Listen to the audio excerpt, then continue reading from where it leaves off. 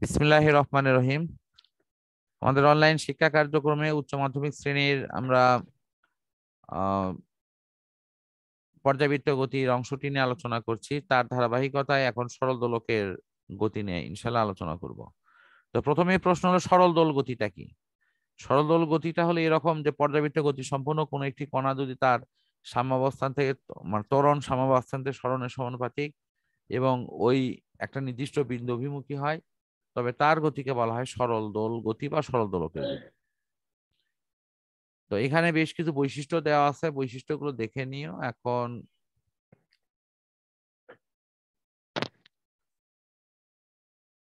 আমরা যাব পরবর্তী অংশে।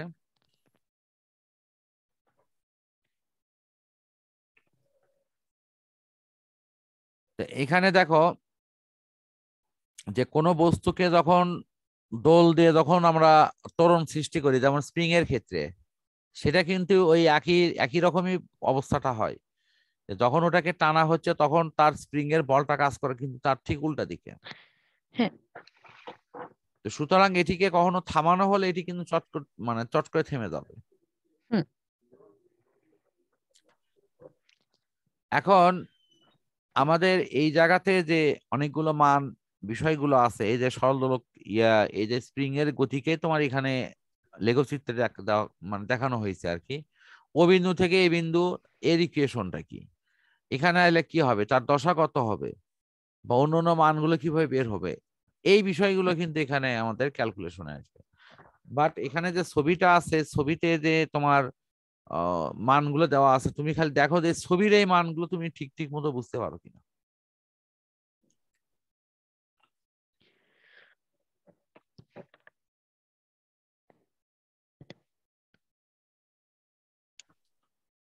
এখানে দেখো জি স্যার। সাইন ওয়েভ সবকিছু ঠিক আছে, তারপরে কম্পাঙ্ক, হুম। সাথে তোমার পর্যায়কালের সম্পর্ক, ফ্রিকোয়েন্সি, এভরিথিং ওকে কিন্তু। এমনকি কৌণিক কম্পাঙ্ক যে ওমেগা ইজিক্যাল টু কে ভাগ হলো কত।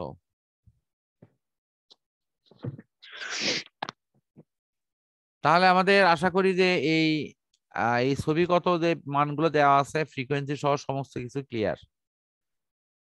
এখন সরল দোল গতির বিকল্প অপশনটা দেওয়া হয়েছে, বিকল্প অপশন আমাদের এখন দরকার নেই। শুধু যেহেতু প্রুফ মানে প্রমাণের অংশগুলোই পরীক্ষায় এভাবে হয়তো প্রয়োজন পড়বে না। আমরা এরপরে দেখবো হলো সরল দোল গতির বৈশিষ্ট্য। তো সরল দোল গতি মানে কি? এটা একটা পর্যাবৃত্ত গতি। তারপরে কি, ত্বরণ হ্যাঁ। সাম্যাবস্থান থেকে সরণের সমানুপাতিক এবং একটা নির্দিষ্ট সময় পর পর এর দিক কিন্তু পরিবর্তন হয়। এটি সরল রেখায় চলে এবং এমন ভাবে চলে যে তার ত্বরণ সর্বদাই সাম্যাবস্থান অভিমুখী হয়ে কাজ করে এবং এটি আহ এই সরল দোলকের গতিটা একটা এক ধরনের পর্যাবৃত্ত গতি হিসেবে তার সাথে পূর্ণাঙ্গ রূপে কিন্তু আহ মানে সাম্য অবস্থান অভিমুখী হয়ে কিন্তু কাজ করে। হুম। আমরা এখানে উদাহরণ দেব যে, যেমন সবচেয়ে ভালো উদাহরণ হলো সরল দোলকের গতি, তারপরে ইউ আকৃতির তোমার সুশলাকা, হুম।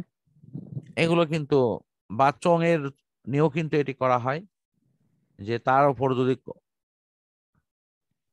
মানে উলম্ব ভাবে কিন্তু এর কম্পনটা হয়। তো এখন আমরা দেখব যে এই যে সরল দোলকের বিষয়টি বলা হলো, এই সরল দোলকের ক্ষেত্রে আমরা আজকে হ্যাঁ। লাস্ট অপশনে যেটা চলে আসবো সেটি হলো এর একটু পরিচয়গুলো একটু দেখি। এটা পরিচয় দেখে আমরা ওই সূত্রগুলোর অবলম্বন দিয়ে ইনশাল্লাহ এটা শেষ করে দেব। জি স্যার। এই অংশটা কি আছে, এল মানে কি, সুতার দৈর্ঘ্য। এখানে বফ, এটার আমরা ব্যাসার্ধ নিব। তাহলে বড় হাতের এল মানে কি, দেখো তো, ছোট হাতের এল প্লাস বড় হাতের এগুলো। জটিল দোলক মানে কিন্তু যে দোলকের একটা কোনো নির্দিষ্ট দৃঢ় বস্তুকে কোনো একটা অবলম্বন থেকে ঝুলিয়ে দিয়ে যদি দোলানো হয়, তাহলে হুম। সেখানে যে দোলকটি তৈরি হয় সেটি জটিল দোলক। এখন সরল দোলকের ক্ষেত্রে মৌলিক কিছু সূত্রাবলী আমি প্রথমেই বলবো। সরল দোলকের যে তিনটা সূত্র আছে, প্রত্যেকটা সূত্রের সাথে সম্পর্ক হলো সময়ের, এটা খুব ভালোভাবে মনে রাখবো। সময়ের সাথে সংশ্লিষ্ট করে অন্যান্য সূত্রগুলো আছে। যেমন প্রথমে দেওয়া লেখা আছে সমকাল। সমকাল মানে এটা কিন্তু কোনো পেপারের নাম না, এটি হলো তোমার সূত্রের নাম। কাল মানে কি সময়, অর্থাৎ সলদোলকের প্রত্যেকটি দোলনে সমান সময় নেয়। এই যে সমান সময় নেবে, যদি 4 ডিগ্রির চেয়ে কম মানে কম ইয়েতে দুলবে, সেটির ব্যাপারে কিন্তু এখানে সুনিশ্চিত করা হয়েছে। এই যে দেখো, তো এরপরে আমরা দেখব দ্বিতীয় সূত্র। দ্বিতীয় সূত্র হলো তোমার এই দোলন কাল এর কার্যকরী দৈর্ঘ্যের বর্গের মূলের সমানুপাতিক। অর্থাৎ দোলনকাল এবং কার্যকরী দৈর্ঘ্যের বর্গমূলের সমানুপাতিক হওয়ার সুবাদে এদের অনুপাতটা কিন্তু সবসময় কি হবে, ধ্রুবক হবে। হ্যাঁ। এখানে যে অনুপাতটা দেয়া আছে এটা হবে ধ্রুবক। তারপরে আমরা অনায়াসে কিন্তু এই সম্পর্কটা ব্যস্তানুপাতিক লিখতে পারি, কারণ একটা বাড়লে আর একটা কমে, বাড়লে কমে, কমলে বাড়ে, বিপরীত। তো সুতরাং এই দুটাকে সমন্বয় করে নিয়ে T1 T2 যদি করে নেওয়া হয়, তাহলে ইকুয়েশনটা কিন্তু এরকম দাঁড়ায়। তো আমরা এই যে এই দুইটা খুব ভালো করে খেয়াল কর, T1 T2 এল এর ইকুয়েশন কিন্তু সেম, কিন্তু বাট জির ইকুয়েশন কিন্তু উল্টা। উল্টাটা একটু খেয়াল করো, দেখো আমি একটু, T2 ভাগ T1 is equal to root over T, তোমার হলো G1 ভাগ G2। তাহলে এই যে T2 ভাগ T1, এটা যদি সমানুপাতিক সম্পর্ক হতো তাহলে কি হতো, G1 ওখানে হতো তোমার G2 ভাগ G1, ঠিক সেম থাকতো না? হ্যাঁ। বাট ব্যস্তানুপাতিক হওয়ার জন্য কিন্তু এটা উল্টা দেখা যাচ্ছে। বিষয়টা ক্লিয়ার তো? জি আচ্ছা, স্যার। আমার মনে হয় আমরা মোটামুটি শেষ পর্যায়ে চলে আসছি। আমরা নেক্সট দিনে ইনশাল্লাহ এই সরলদোলকের সূত্রের আলোকে যে সরলদোলকের যে সমীকরণটি প্রস্তুত করা হয় সেই বিষয় নিয়ে ইনশাল্লাহ কথা বলবো। তো পরিশেষে পরম করুণাময় আল্লাহ তাআলার কাছে সবার সুস্থতা এবং